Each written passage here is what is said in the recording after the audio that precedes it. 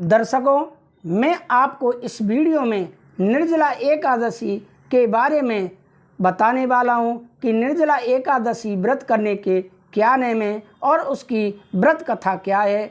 कहते हैं, सर्वे भवन्तु सुखिनः, सर्वे सन्तु निरामया, सर्वे भद्राणि पश्यन्तु, माँ कश्चित् दुःख भावेत्। जो सभी को सुखी और निरोगी देखने की भावना से जीता है, उसको उसका फल 10 गुना बढ़ जाता है। तो आप इस कथा को सुनते हैं अथवा सुनाते हैं, और अगर हमारी आप इस वीडियो को अपने सभी इष्ट मित्रों को शेयर करते हैं तो इसका फल आपको 10 गुना प्राप्त होने वाला है। तो आप 10 गुना फल प्राप्त करने के लिए वंचित बिल्कुल भी ना रहें। आप इस वीडियो को पूरी सुनें और सुनने के बाद अपने इष्ट मित्रों को, परिवारजनों को ज़रूर शेयर करें, जिससे कि आपका लाभ 10 गुना और बढ़ सके। तो मैं आगे इस वीडियो में निर्जला एकादशी व्रत कथा सुनाने जा रहा हूँ, जो कि इस साल 18 जून 2024 को पड़ रही है। तो आप कथा और उसके नियम ध्यानपूर्वक सुने। राधे राधे। दर्शकों, मैं आपको इस वीडियो में निर्जला एकादशी व्रत कथा सुनाने जा रहा हूँ। आप ध्यानपूर्वक सुने। जो निर्जला एकादशी व्रत का फल है वह साल में पड़ने वाली 24 एकादशी व्रत के बराबर है। तो निर्जला एकादशी की व्रत कथा क्या है। युधिष्ठिर ने कहा, जनार्दन, अपरा का सारा महात्म मैंने सुन लिया। अपरा मतलब इससे जो पहले एकादशी आई थी ज्येष्ठ कृष्ण पक्ष में, वह अपरा एकादशी थी। तो जनार्दन, अपरा का सारा महात्म मैंने सुन लिया। अब ज्येष्ठ शुक्ल पक्ष में जो एकादशी हो उसका वर्णन कीजिए। भगवान श्री कृष्ण बोले, राजन, इसका वर्णन परम धर्मात्मा सत्यवती नंदन व्यास जी करेंगे, क्योंकि ये संपूर्ण शास्त्रों के तत्वज्ञ और वेद वेदांगों के पारंगत विद्वान हैं। वेद व्यास जी कहने लगे, दोनों ही पक्षों की एकादशियों को भोजन न करें। द्वादशी को स्नान आदि से पवित्र और फूलों से भगवान केशव की पूजा करके नित्य कर्म समाप्त होने के पश्चात पहले ब्राह्मणों को भोजन देकर अंत में स्वयं भोजन करें। राजन, जनना शौच और मरना शौच में भी एकादशी को भोजन नहीं करना चाहिए। यह सुनकर भीमसेन बोले, हे पितामह, भ्राता युधिष्ठिर, माता कुंती, द्रौपदी, अर्जुन, नकुल और सहदेव आदि एकादशी को दान व व्रत करते हैं और मुझसे एकादशी के दिन अन्न खाने को मना करते हैं। मैं उनसे कहता हूँ कि मैं भूखा नहीं रह सकता। व्यास जी बोले, भीमसेन, यदि तुम नरक को बुरा और स्वर्ग को अच्छा समझते हो तो प्रत्येक माह की दोनों एकादशियों को अन्न ना खाया करें। भीमसेन बोले, पितामह, मैं आपसे पहले भी कह चुका हूँ कि मैं एक समय भी भोजन किए बिना नहीं रह सकता।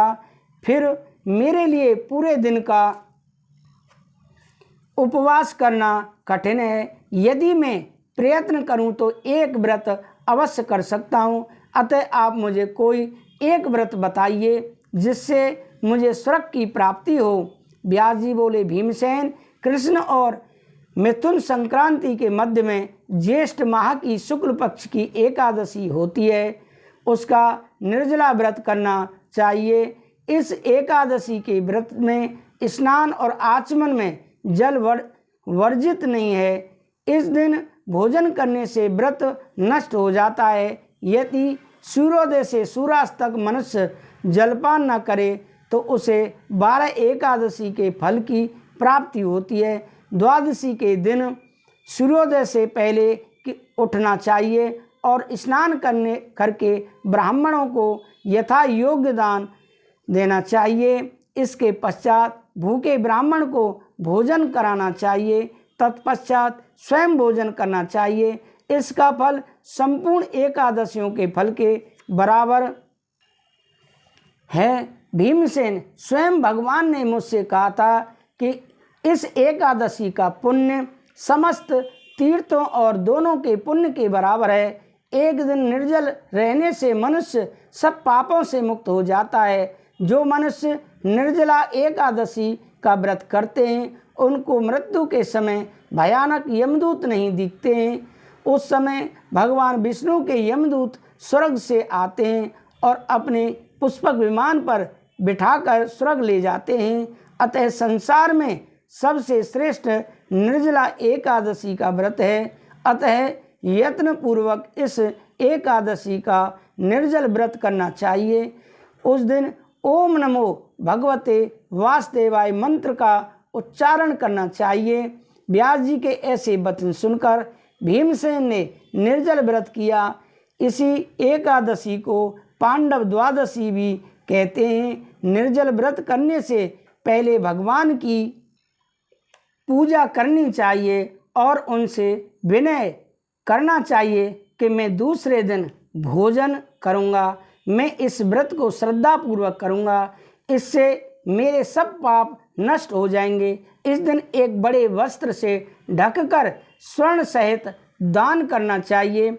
जो मनुष्य इस व्रत को 2 प्रहर में स्नान व तप आदि करके स्वर्ण का दान करते हैं उनको करोड़ स्वर्ण के दान का फल मिलता है। जो मनुष्य इस दिन यज्ञ होमादि करते हैं उसका फल वर्णन भी नहीं हो सकता है। इस निर्जला एकादशी व्रत से मनुष्य विष्णु लोक को जाता है। जो मनुष्य इस दिन अन्न खाते हैं उन्हें चांडाल समझना चाहिए, वे अंत में नरक में जाते हैं। ब्रह्म हत्यारे, मद्यपान करने वाले, चोरी करने वाले, गुरु से द्वेष करने वाले, असत्य बोलने वाले इस व्रत का करने से स्वर्ग को जाते हैं। हे कुंती पुत्र, जो पुरुष या स्त्री इस व्रत को श्रद्धापूर्वक करते हैं उनका निम्नलिखित कर्तव्य है। उन्हें सर्वप्रथम विष्णु भगवान की पूजा करनी चाहिए, तत्पश्चात गौदान करना चाहिए। उस दिन ब्राह्मणों को दक्षिणा, मिष्ठान आदि देना चाहिए। निर्जला के दिन अन्न, वस्त्र, छत्र, उपनहार मतलब जूते चप्पल आदि का दान करना चाहिए। जो मनुष्य इस कथा को प्रेम पूर्वक सुनते हैं या पढ़ते हैं उनको स्वर्ग की प्राप्ति होती है। कथा सार क्या है? भक्त को चाहिए कि वह अपनी कमजोरियों को अपने गुरुजनों या परिवार के बड़ों से न छिपाएं, उन पर विश्वास रखते हुए अपनी समस्या उन्हें बताएं ताकि वे उसका कोई उचित उपाय बताएं। व्यास जी की कृपा से भीमसेन भी एक एकादशी का व्रत करके सभी एकादशियों का फल प्राप्त करके स्वर्ग के भागी बने। तो दर्शकों, ये रही निर्जला एकादशी की कथा।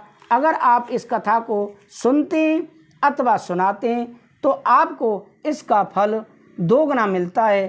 अगर इस कथा को आप आगे भी शेयर करते हैं तो इसका फल 4 गुना हो जाता है। तो मैं निवेदन करता हूँ कि आप 4 गुना फल प्राप्त करने के लिए इस हमारे YouTube पर अपलोड कथा को जरूर अपने सभी परिवारीजनों को, मित्रों को शेयर करना ना भूलें। मैं विदा लेता हूँ। राधे राधे, जय श्री राधे।